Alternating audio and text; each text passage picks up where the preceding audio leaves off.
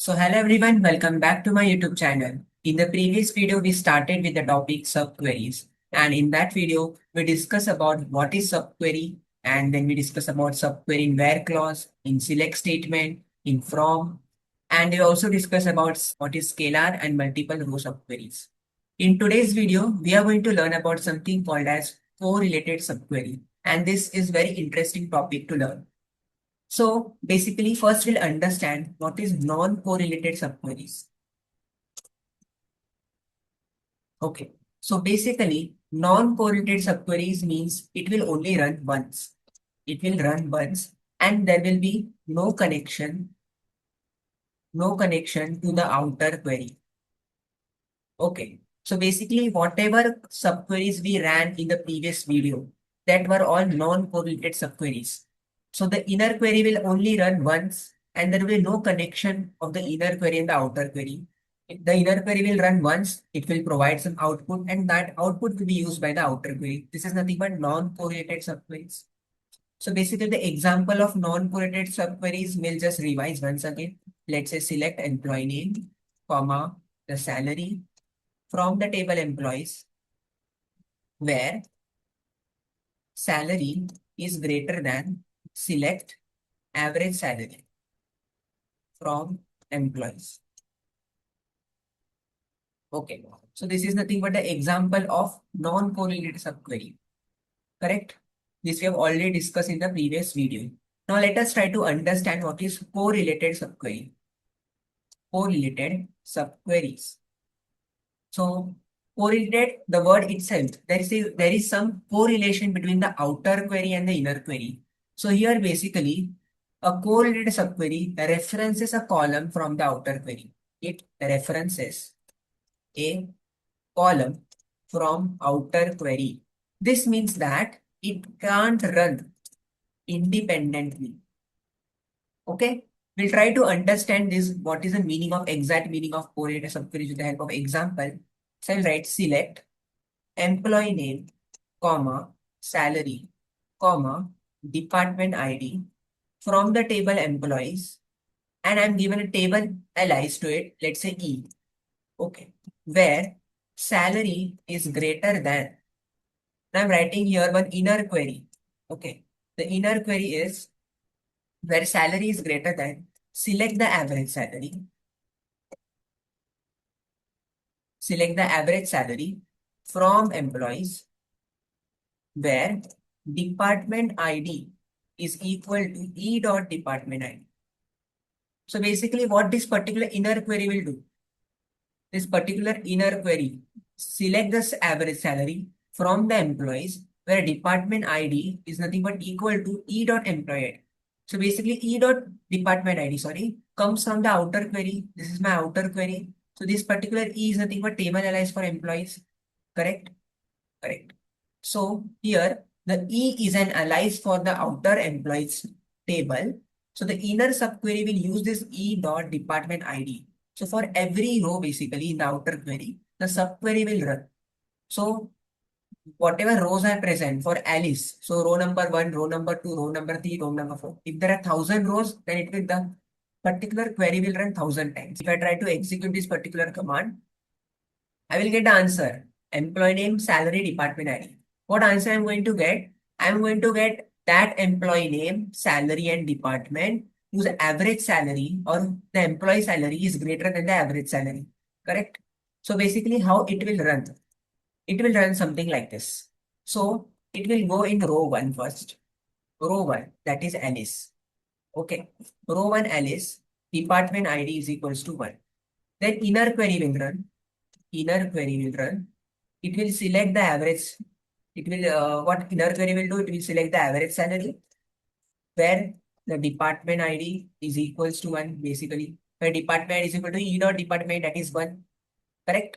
So wherever the department ID is 1, it will take the average salary.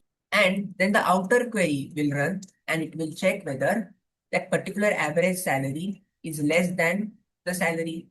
If it is yes, then it will display this. So basically, it will now check what is the average salary. Let's say now I don't know the average salary. If I run this particular command, If I run this particular command, I will get the average salary basically. So it is something 65,333. But I want to group it by department ID also, right? Group by department ID. Correct? So if I run this particular command, then I will get for the department ID 1, it is 86,250. So it will check whether this Alice belongs to department 1. So for department 1, it is 86,250 and Alice salary is 90,000, which is greater than the average. So that's why Alice will be included. Next, it will go to row number 2. In row number 2, Bob, department ID 1. Again run the inner query and then outer query. Similarly, then it will go to row number 3, to Charlie. Again, department ID is 1. So on. So how many rows are there in our table? There are total 10 rows. So select star from employees. So if I run this, I will get there are 10 rows. So it will repeat for Alice, Bob, Charlie, Diana, Eve, and all the employees. Okay. So basically it will run 10 times. There are how many rows? 10 rows. So it will execute 10 times. So basically what is the drawback of this particular correlated subqueries? So if I have 10,000 employees, then subquery will run 10,000 times. Basically, this is the drawback, or you can say it is slower for larger tables. Okay.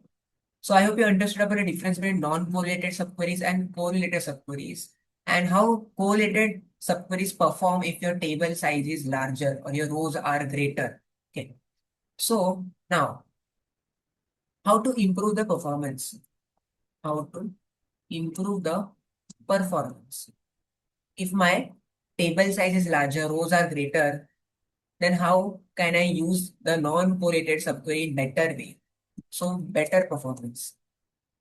So for better performance, we make use of joins.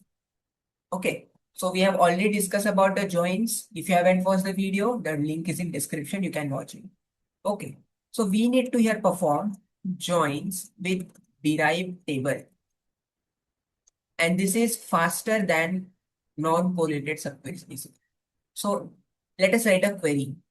Let's say select e.employee name, comma e.salary from employees E. I hope you understood this particular statement. My table alias is E, and from that table, I have to select employee name and salary. Basically, what two tables I have to join? I have to join this particular table, employees table, and what output I want. I want that particular employees whose salary is greater than the average. So I need one derived table which will calculate the average department wise. So my derived table will be something like this. Select the department ID, comma average salary as average salary from the table employees. Correct? Group by department ID. So this particular query is nothing but my derived table. If I run this particular query, what I will get? Department wise average salary. What is the error?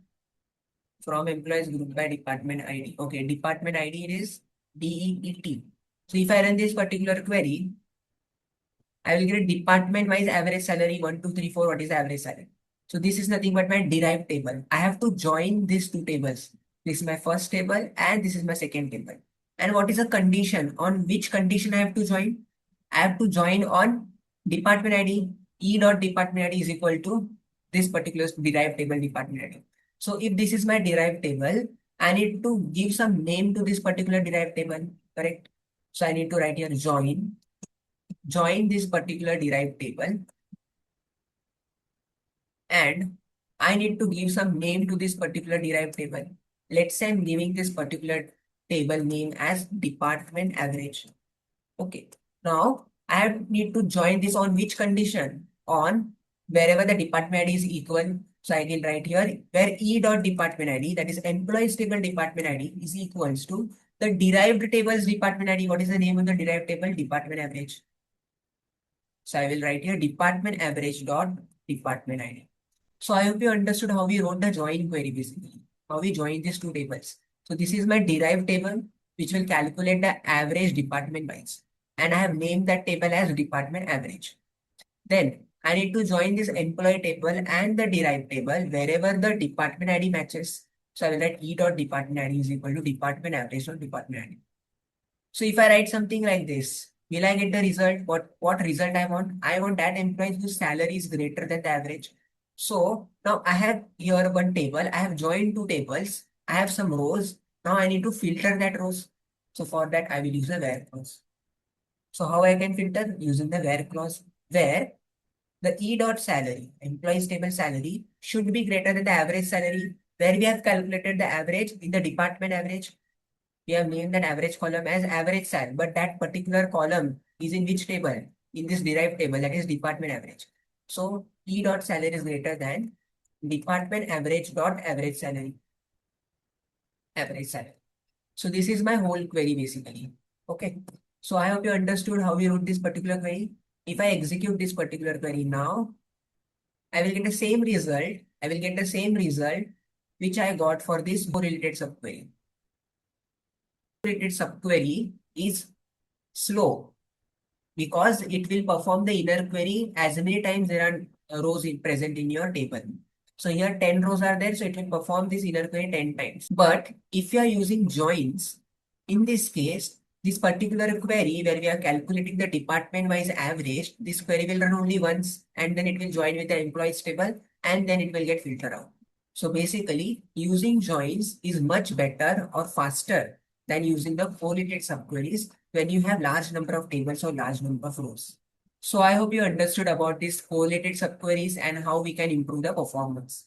So in the next video, we'll learn about the set operators, that is in, exist, any, all. If you find today's video helpful and interesting, do like, share and subscribe the channel for more such videos. Thank you so much for watching. Keep learning.